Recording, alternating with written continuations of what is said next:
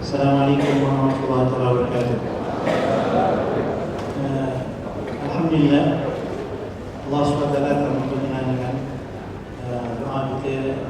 Akhirnya kita sampai ke penghujung khusus kita dalam dukungan pencalonan dan juga pemilihan wakil-wakil kepada sebahagian dari anggota DPN bagi sisi 2014-2018.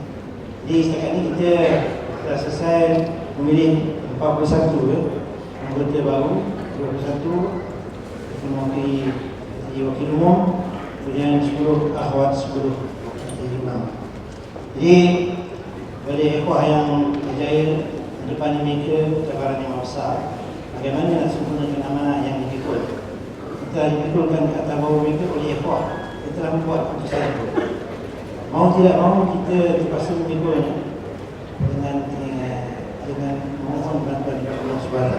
Kita sebagai sebahagian daripada anggota umat, iman Allah Ta'ala, itulah yang mampu kita lakukan. Kita akan cuba berusaha mendukung secara bersama, sebab jemaah ini dibesarkan, dikasihkan berusaha jemaah ini. Jemaah ini boleh dibuka, boleh aman diharapkan dengan juga amal akses dia, amal tertinggi ya. Di dalam amal jamaah ini dia disiplin. Ini penting. Disiplin amal jamaah ini. Jadi kita kalau kita menuntut daripada ikhwah untuk berjuang di bidang menjayakan kita punya aspirasi, visi. Jadi kita juga kena duduk bersama-sama dengan ikhwah. Kena dalam menggerakkan amal ini bergerak secara disiplin.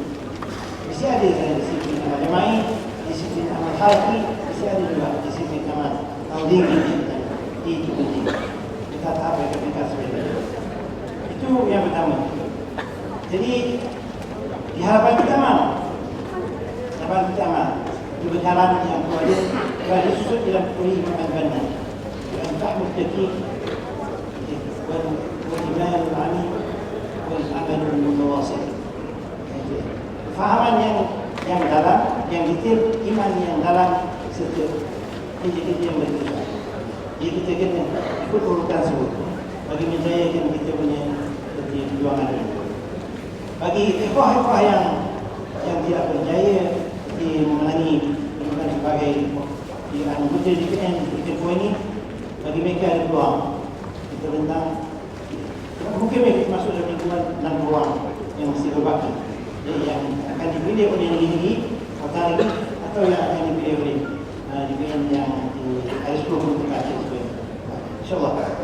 Jadi InsyaAllah kita akan dapat menggabungkan tenaga-tenaga yang akhirnya dapat disatukan dalam satu pergabungan untuk menjayakan cita-cita kita untuk memperkasakan memajukan perjuangan kita yang lain.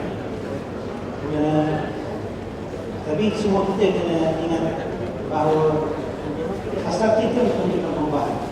Menunjukkan perubahan ini bukan mudah. Bangun perubahan, membawa perubahan seperti ini. Dan dia ada formula ni. Kita semua bukan pada formula Nabi kita. Manhaj tazir, an-nubuwah. Ya, bina manusia dulu, boleh kita boleh buat langkah-langkah yang seperti ini. Boleh kita boleh bina negara.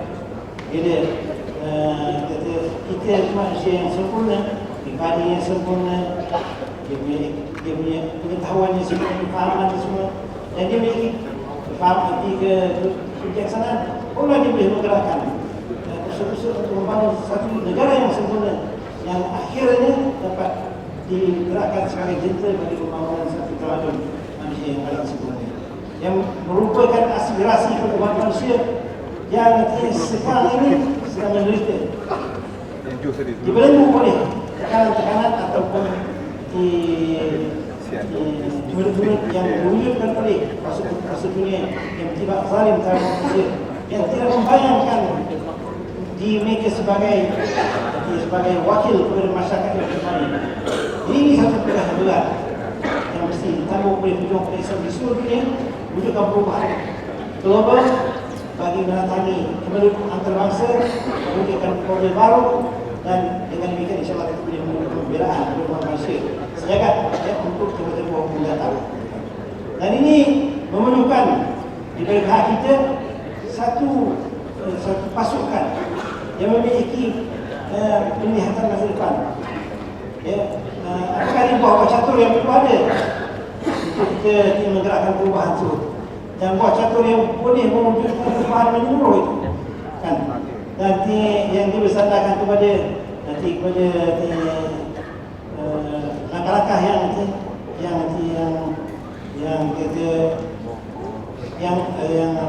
langkah-langkah yang wajar, langkah-langkah yang nisbah usaha manusia boleh dicapai, langkah-langkah yang akan menjemput taufik Allah SWT bagi mewujudkan kejayaan tersebut.